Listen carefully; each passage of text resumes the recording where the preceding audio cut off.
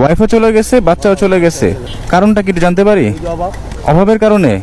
আপনার কোনো কাজ কাম নাই এই কারণে? আল্লাহ রে আল্লাহ, আমাকে আর বলেন না প্লিজ। আসসালামু আলাইকুম, ভালো আছেন? যাচ্ছেন কোথায় এখন? ব্রিজের নিচে ঘুমান? ফ্যামিলি থেকে কে কে আছে?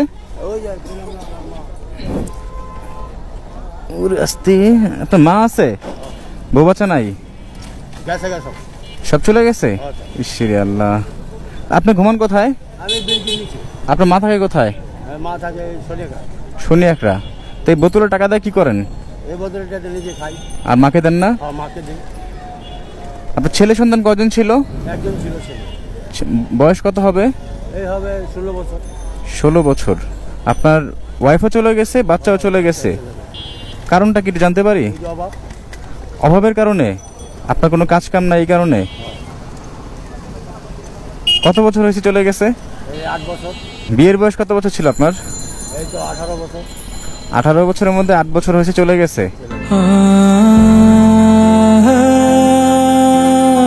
10 বছর একসাথে ছিলেন আপনারা। 10 বছর একসাথে থাকার পরও মানুষ আপনাকে ছেড়ে চলে যায় আপনার অভাব দেখে, মানে সুখ খোঁজার জন্য চলে গেছে না? প্রকৃত সুখ কি খুঁজে পাবে? তা আপনার লাইফ কি আগে এমন ছিল? আগে কেমন ছিল?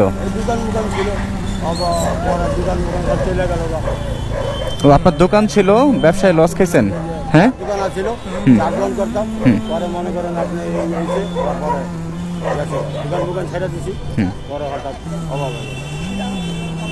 দোকান ছেড়ে দেওয়ার পর অভাবে পড়ে গেছেন।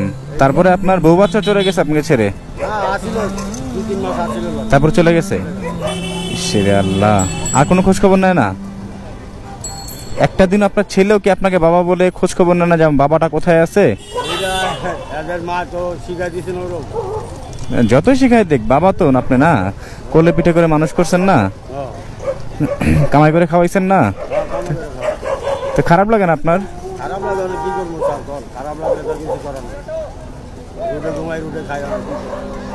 এই দিন আশা করছিলেন যে আল্লাহ আমাকে এই দিনে নিয়ে আসবে?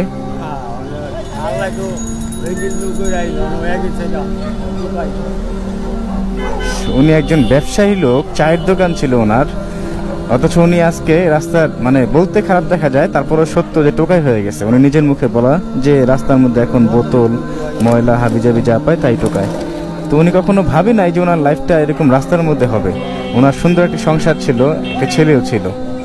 তা আল্লাহ কখন কাকে কোন পরীক্ষার মধ্যে ফেলায় একমাত্র আল্লাহ পাক ভালো জানে। তা আপনি কি আল্লাহর প্রতি নারাজ আপনাকে যে এই রাস্তার মধ্যে রাখছে? আপনি খুশি? বাবা মাশাআল্লাহ। খুশি কারণ কি?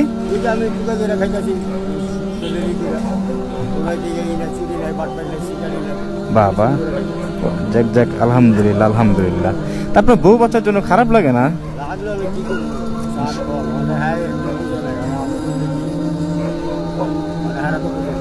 আমারই খারাপ লাগতেছে আপনার এই কথা শুনে। আপনি জানেন প্রতিদিন কত টাকা বিক্রি করেন এটা? 400-500 টাকা।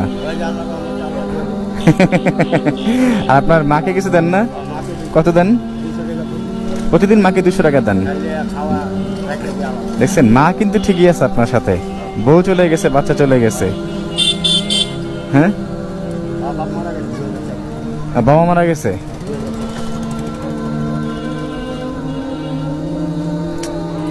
তো এই জামা উল্টা পড়ছেন কেন আপনি? ও উল্টা পাটে ভরে আর কি জামা কাপড়। তো জামা কাপড় নাই আপনার আর? হ্যাঁ, একটাই পরেন? আল্লাহ, মানে এটাই উল্টায় পরেন আপনি, যেন এই পাশে যেন আপনার ময়লা না ভরে, পরিষ্কার থাকে। ও এই পাশে যেন পরিষ্কার থাকে, এই জন্য উল্টা করে পরেন। শিরে আল্লাহ, মানুষের লাইফটা কি যে উনি একটা মাত্র জামা উনি এটা পরছে উল্টায়, কারণ একটাই যে ময়লা ভরে, যেন ওই মানে যে ফ্রন্ট পার্ট যেটা ওটাতে যেন ময়লা না ভরে। এই কারণে একটা জামা কিনতে পারেন না কাকা? কিনতে পারি, মনে করেন ওই ময়লা হয়ে যাবে, আমার যে কাজ করি ওই ময়লা হয়ে যাবে। তো একটাই আপনি পরেন? হ্যাঁ, এটা তো পরিষ্কার তো, ধুয়ে মেরে রাখি না। ওই ধোয়ার সময় কি পরেন যখন ধুয়ে রাখেন? এই যে গামছা মুছা তুলি। আর এটা রোদে শুকানো অবস্থা আপনি গামছা পরে থাকেন? ইস, তারপরও যে আপনি হাসি খুশি এত কষ্টের মধ্যে থেকে আপনি এত সুন্দর হাসি, ভালো লাগছে, বারবার শুকরিয়া আদায় করতেছেন, এটাই মানে কয়জনে করে। এই পরীক্ষায় কেউ কিন্তু টিকতে পারে না। না আপনি যে পরীক্ষায় আছেন সবাই কিন্তু এই পরীক্ষায় মানে টিকতে পারে না বা উত্তীর্ণ হয় না। অনেকে খারাপ পথে চলে যায় বা অনেকে আল্লাহর কাছে শুকরিয়া আদায় করে না বা বলে যে কেন আল্লাহ আমাকে এই অবস্থায় রাখলো। তো আপনি ওই হিসাবে আলহামদুলিল্লাহ অনেক ভালো আছেন, প্রকৃত সুখী মানুষ আপনি। যদিও আপনার আল্লাহ ভালো রাখছে না, তাহলে সব দিক দিয়ে ভালো রাখছে। তখন আপনার জামা কিনতে কত টাকা লাগবে? এই লাগবে 300-400 টাকা। 300-400 টাকা। আর প্যান্টও কি একটাই পরেন? প্যান্ট একটু তাহলে এটা যখন ওয়াশ করেন তখন কি করেন? ওই যে গামছা দিলি। ইস আল্লাহ রে আল্লাহ, আমাকে আর বলেন না প্লিজ। মানে আপনার যতবার আমি শুনতেছি ততই আমার খারাপ লাগতেছে। আপনি এক কাজ করবেন আঙ্কেল, সেটা হলো আপনি একটা গেঞ্জি কিনে নেবেন আগে, পারবেন?